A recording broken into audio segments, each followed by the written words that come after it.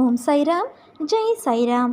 என் அன்பின் சாய் குடும்ப உறவுகளே, இந்த காலகட்டத்தில் உனக்கு தேவையான சக்தி கிடைக்கும்.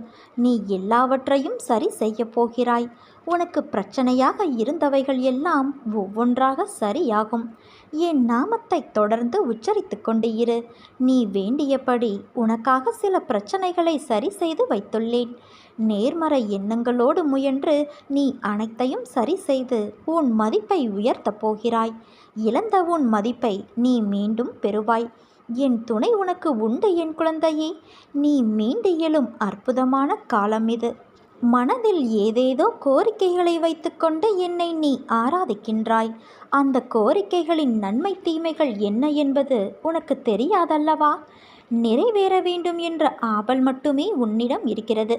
உனக்கு நன்மை பயக்கும் கோரிக்கைகளை நான் நிறைவேற்றுகிறேன். மீண்டும் உன்னில் மற்றொரு கோரிக்கை துளிர் விடுகிறது. அந்த கோரிக்கை நிறைவேறாத போது என்மேல் உனக்கு நம்பிக்கை குறைகிறது. சிறுவன் விளக்கை நோக்கி நகர்ந்து செல்கிறான். அதை தொட நினைக்கின்றான். தாய் அந்த விஷயத்தை கவனித்து விளக்கை தூரமாக வைக்கின்றாள். சிறுவன் நடம் பிடித்து கோபமாக அழுகின்றான். அந்த அழுகை தாய்க்கு இனிமையாகவே இருக்கும்.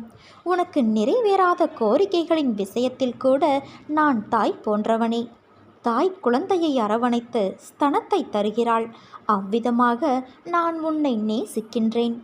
எப்படி ஸ்தனங்களிலிருந்து பால் குழந்தையின் தொண்டையில் மிகவும் இரகசியமாக சப்தமில்லாமல் சேர்கிறதோ, உன்னிடம் என் அன்பு கூட அப்படியே இருக்கும். எனக்கு கேட்கும்படி சப்தமாக நீ என்னை அழைக்கின்றாய். நான் தெரியாமல் மிக இரகசியமாக உன்னிடம் வருகின்றேன். ஒரு கணத்தில் உன் மனம் சபலமடைந்தால் நான் என்ன செய்ய முடியும்? குழந்தை மடி மீது இருந்தால் அல்லவா தாய் பாலூட்ட முடியும். அதற்கு பொறுமை மிக முக்கியம். ஒவ்வொரு வினாடியும் நான் பாபாவை ஆராதிக்கின்றேன். பாபாவின் மேல் எனக்கு ஏராளமாக விசுவாசம் உள்ளது.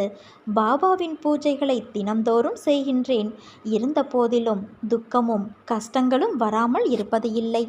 என் கர்மாவை நானே அனுபவிக்கும் போது பாபாவை ஆராதிப்பதால் என்ன பலன் இருக்கிறது? இப்படி போன்ற பாவம் அடிக்கடி உனக்கு தோன்றுகிறது. அப்படி பார்ப்பதை நான் சரியென்று சொல்ல முடியாது. என்னுடைய அனுக்கிரகத்தால் இந்த பிறவியில் என்னை நீ ஆராதிக்கின்றாய், என்னை ஸ்மரிக்கின்றாய்.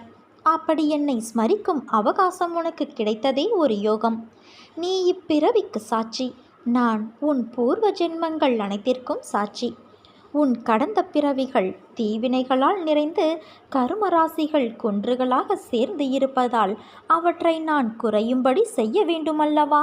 இந்த ஜென்மத்தில் சுக துக்கங்களாக வந்து கொண்டு இருக்கும் அவற்றிற்கு நான் சாட்சி. இந்த கிரகத்தில் உனக்கு சுகம் கிடைப்பதில் சிறிது காலதாமதம் ஏற்படுகிறது. உன் செயல்கள் வெளிமுகமாக இருக்கிறது. என் செயல்கள் மறைமுகமாக இருக்கிறது. அதனால் நீ எதற்கும் கலங்காதே. உன்னை கரை சேர்ப்பது உன் சாயப்பாவான என்னுடைய பொறுப்பு. நீ நம்பிக்கையோடு இருந்தால் நல்லதே நடக்கும்.